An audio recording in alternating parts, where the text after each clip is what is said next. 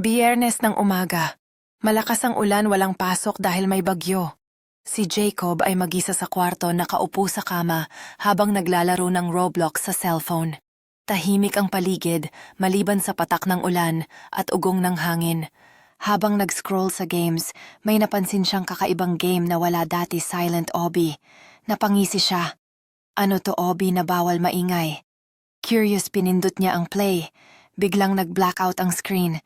Akala niya naghang, pero biglang lumabas ang loading bar. Joining server. 1-2 players.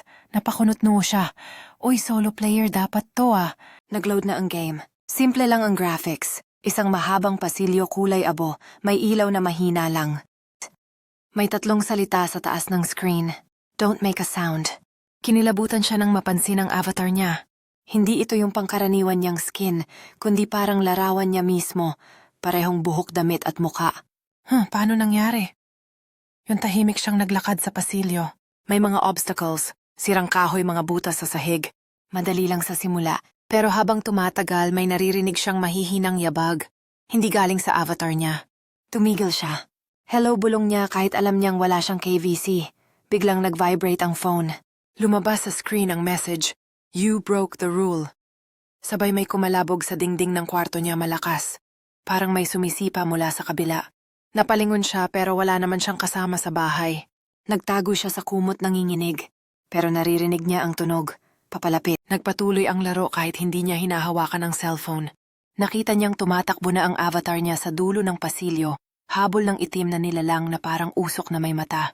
Sa screen may nakasulat, "Keep running, or it enters your room." Napahawak siya sa bibig niya, pigil ang sigaw. Pero biglang bumukas ang pinto ng kwarto niya ng dahan-dahan. Walang tao.